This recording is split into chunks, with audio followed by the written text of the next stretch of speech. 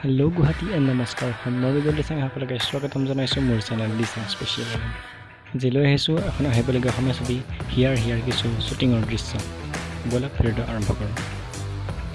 আমাৰ আহিবলগীয়া অসমীয়া ছবি ঈশ্বৰৰ কিছু এডিটিং সংক্ৰান্তত মই ৰুবলদাক লগ কৰিবলৈ গৈছিলোঁ। তেতিয়া ৰুবলদা অকলে এডিটিঙত ব্যস্ত, কিন্তু গৈ গম পালোঁ যে অন্য এখন ছবি হিয়াৰ এডিটিঙৰ সমান্তৰালভাৱে চলি আছে।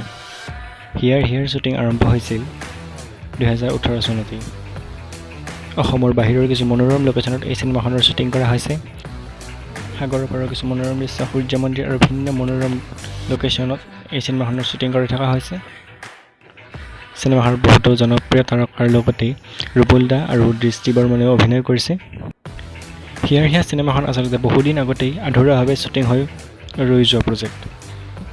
সেইবাবে চাগে কোনোজন কলা কৌশলীয়ে ভবা নাছিল যে হিয়াৰ আকৌ ৰিলিজ হ'বলৈ সাজু হ'ব বা এডিটিং হ'ব, আকৌ শ্বুটিং হ'ব, তেনেকুৱা কোনো ধৰণৰ কথা কোনো এজন কলা কৌশলীয়ে ভাবি লোৱা নাছিল। কিন্তু কোনেও নভবা ধৰণে ৰুবলদাই আকৌ সেই চিনেমাখনৰ কাম আৰম্ভ কৰিছে। এডিটিং সুন্দৰভাৱে চলি আছে। পৰিস্থিতি কিছু ভাললৈ আহিলেই চাগে শ্বুটিঙৰ কামবোৰ আকৌ আৰম্ভ হ'ব।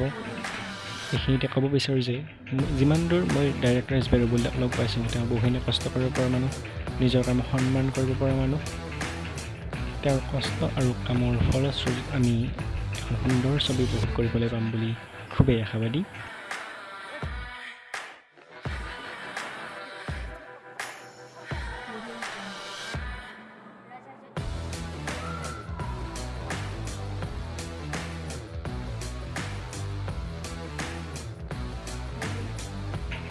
চিনেমাখনৰ এডিটিং দেখি এইখিনি গম পোৱা গৈছে যে প্ৰতিজন কলা কৌশলী অভিনেত্ৰীয়ে বহুখিনি কষ্ট কৰিছে। সেই কষ্টখিনি চিনেমাখন ফুটি উঠিছে যেতিয়া ৰাইজৰ মাজলৈ আগবঢ়াই দিয়া হ'ব। চিনেমাখন সকলোৱে দেখিব।